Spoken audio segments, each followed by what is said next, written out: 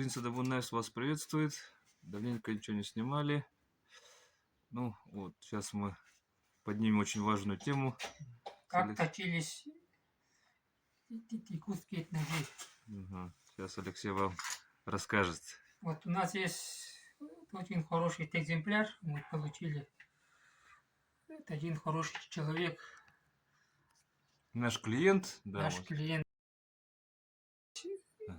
Семейную реликвию. Это 20 век, середина. Ну, где-то, тут может быть 70-е годы, может раньше.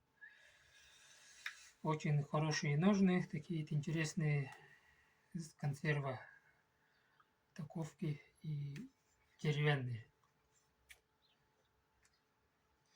Такие должны сделать, копировать. Вот рукоятка очень характерная, длиной в 1 тутум и плюс 1 палец. Совершенно классический. И клинок шириной в 1 палец. Или видно, да? Ну, конечно, чуть-чуть сточенный, но тут должно быть видно. И дол такой интересный. Впервые такой вид видим. 2 дола, как на кинжалах. Да. Ну, очень интересный экземпляр. Это скорее исключение, чем правило, но тем не менее, это Тем не менее. очень интересный клинок. И вот тут нож, как, конечно, сточенный, но тут видно, как старину, ну, наши деды точили, отцы, деды точили, как настоящие ножи. Давайте посмотрим с линейкой. И вот посмотрим правый спуск с долом, да, и перелаживать линейку. Вот видно, что совершенно плоская, но тут на самой режущей кромке есть такой под очень небольшим углом подводик по всей поверхности. Видно, да? Вот таким очень небольшим углом есть подводик. Видно на просвете, да? Где-то вот угол вот 1-2 градуса, может 5 максимум. Вот такой, да? И вот левый спуск, он вот плоский, да, и вот более выраженным. Тут углом точились. Видно? Видно, спуск ведь виден. Еще раз показываю. Вот. Ну, вот ориентировочно на 20 градусов. Ну, примерно. Ориентировочно 20 градусов, как я вижу. Ну, точно не мерили, да? Ага. Пока не, ну, так. Вот такой угол заточки, он вот, бывает на финских ножах, на японских таких. Тут, ну, это распространенный угол. Короче. Теперь посмотрим старинные ножи. Вот у нас есть несколько экземпляров настоящих якутских ножей, найденных археологами. Мы должны их брать промеры. Вот для этого мы вот у них положили. Вот есть вот очень интересный клинок. Вот. Как видно, тут нету дула. Вот это характерная черта древних ножей. Вот у них тут у всех нет дула.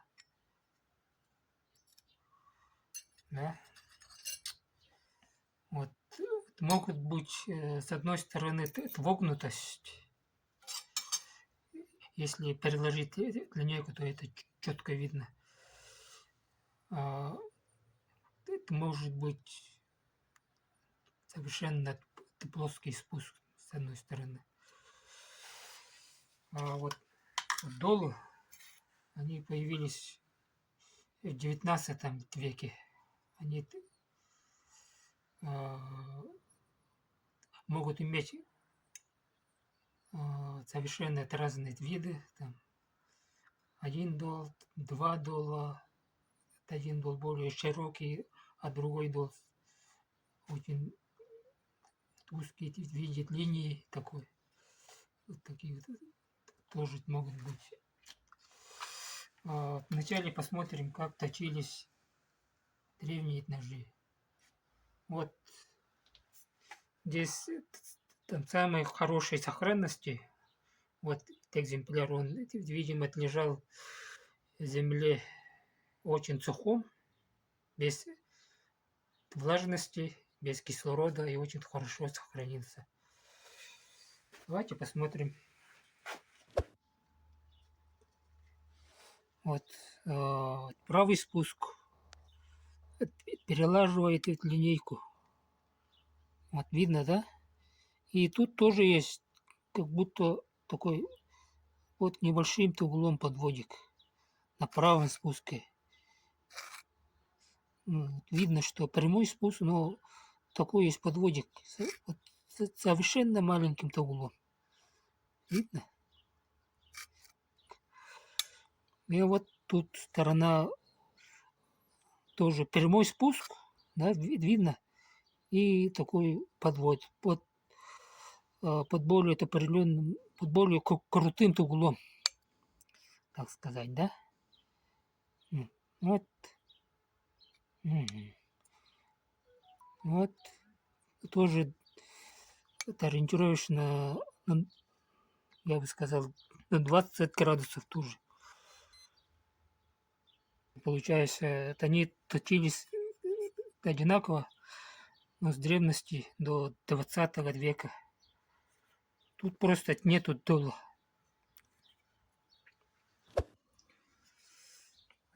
Мы смотрели похожие ножи 20 века. И у всех почти имеется очень похожая заточка. Тут, то есть получается, они точили с левой стороны, да? С левого спуска. Вот таким вот тут углом ориентируешь на 20 градусов. Вот так. Точили.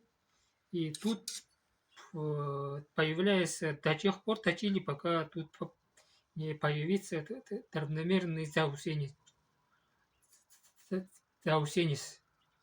И когда она появляется, то клинок переворачивает к бруску и чуть-чуть приподнимает так вот под небольшим углом и снимает этот заусенец от несколькими движениями. И все. Нож уже готов к работе. Есть исключения, вот такие клинки, так называемым широким долом. Левый спуск у них имеет прямой спуск, правый спуск имеет чуть-чуть, ну вот еле заметную вогнутость. Сейчас покажем. Вот. Видно, да, вогнутая? И тут нету подвода. Она совершенно плоский, как бы спуск, но с вогнутостью. Ну, вот такую геометрию сейчас говорят, что это широкий дол, как бы. Ну, с каваниной там делают. Но вот они в старину, они пополированные все.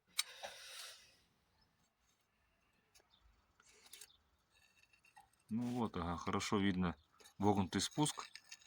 И здесь, кстати, видно, что он спуск шлифованный. То есть он гладкий, не оставляя никаких грубых следов. Все гладко, вот особенно вот здесь, да, чугатора. Вот, дол шлифованный.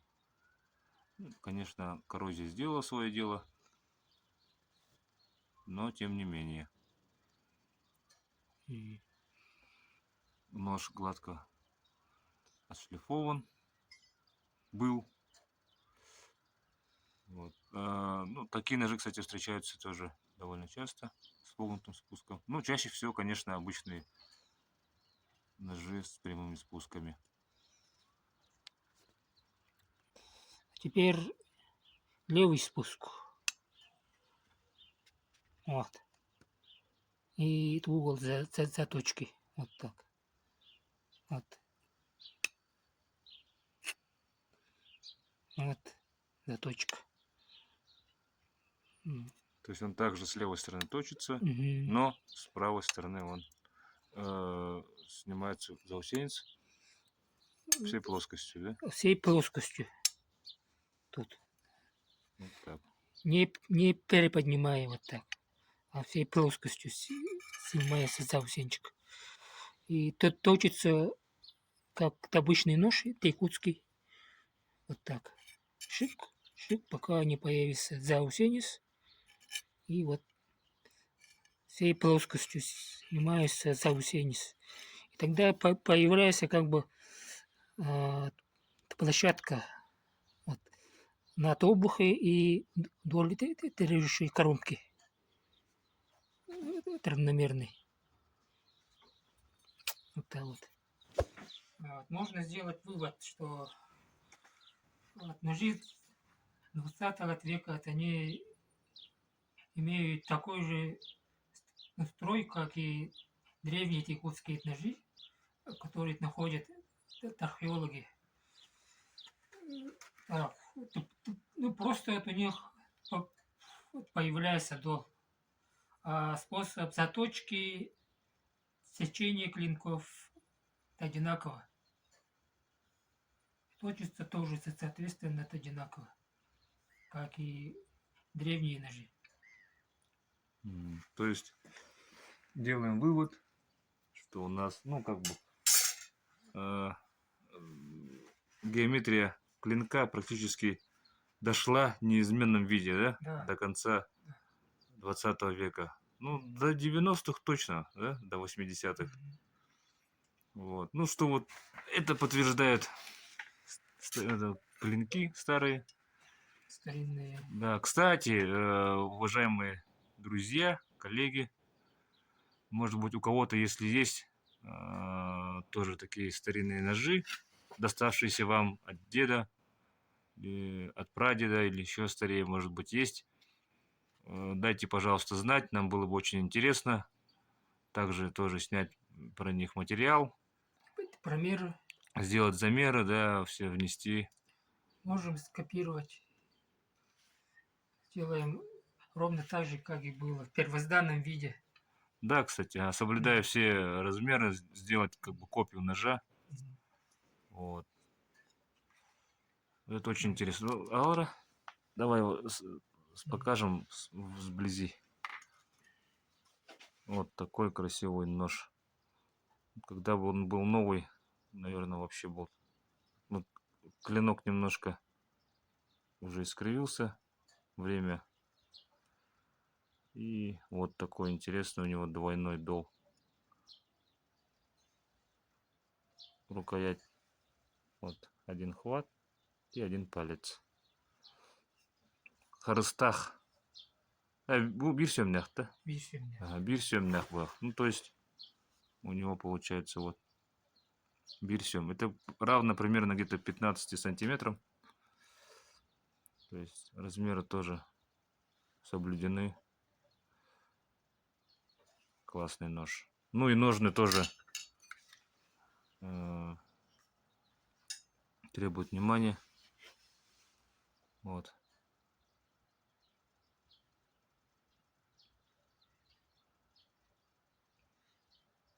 И вот сверху сними, и видно, что... Вот тут, кстати, тоже сангахтах. Кын. Да, вот видите. Вот такая подставка характерная. Подвес из сыромятной кожи. До сих пор на месте. Оковка он сделан из консервных банок. Это нам сказали хунгарофрукт. Ну, что-то Венгрия, видимо. Импортное что-то. И тушенка. И банка из-под тушенки тоже импортная. Ну, где-то год изготовления, 70-е годы. Примерно так вот. То есть, видите, да? Ничего лишнего. Чисто рабочий нож. Форма классная вообще ножен.